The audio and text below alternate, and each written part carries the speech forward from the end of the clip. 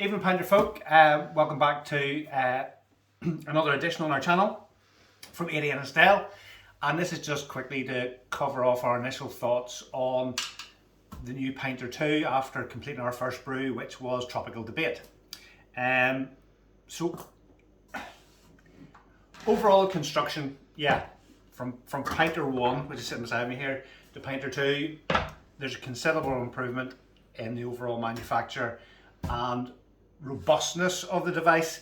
It obviously weighs a fair bit more, which is a positive because you can feel it's well put together, but also is a bit of a negative because when she's full with 10 pints and you need to do all that shaking, it does weigh a fair bit. So as per my other videos, I recommend that you pre-mix it in a jug before you put it in, just to count down. It's easier to mix it outside than it is to try and get it all to do it inside the Pinter. So that's good that way.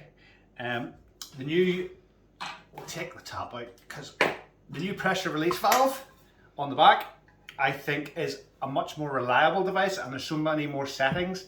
It seems to do it much more gradually and be more constant. The old one in Pinter 1 had a tendency to blow off in sudden spurts, and there's been all sorts of accidents with beer on the ceiling and things like that. So this seems to be a much more reliable pressure release valve, which is great. The hopper dock, again, fantastic invention. So you can dry hop your beers once you've just before you take the dock off. So that's good. I like that idea. The beers so far that are solely for Pinter 2, we've only done one so far, Eddie and Estelle and I. So that's been Tropical Debate. Initially, I might have been a bit hard on Tropical Debate. Sort of tasted a bit watery and stuff, but after emptying the Pinter of it, certainly the ABV was pretty good, and yeah, it's a pleasant enough beer. Maybe just not what I expected with all the hype and stuff with the dry hopping. I thought it was just going to be amazing, but yeah, it was good enough. It was good enough. So we're looking forward to doing lots more, and obviously giving you guys the reviews on those beers. And there is one coming up which we're going to do Pinter 2 with Big Dipper, which will rival Pinter 1 and Space Hopper. We're going to put them on exactly the same time, brew them the same, and then do a head-to-head battle of the heavyweights and see what they're like. See what if Big Dipper can do a knockout punch to Space Hopper. So we'll wait and see. On to the final bit of the Pinter. This thing, the tap. Now, great idea because there's so many benefits with not letting air into your Pinter. Beer stays fresher, keeps its carbonation, and as well, you get more out of your pint at the end. It seemed to be with Pinter 1 at the end, there was always quite a lot left over, which ended up going down the sink. It was all yeasty and horrible. From the results at the end of Pinter 2, the brew, it did empty it to near nothing left apart from foam and a bit of yeast residue. So that's really, really good. What I would say now, hopefully this will focus. Honey, is that focusing? Mm-hmm. Okay. The design of the tap, there's the coil inside, and at the end, when it actually comes to where the beer comes out, it is just a small silicone tube. The way it works is when your tap is closed, there's a small bar comes out and pinches this tube flat. That's all. So that's the only thing keeping the beer in.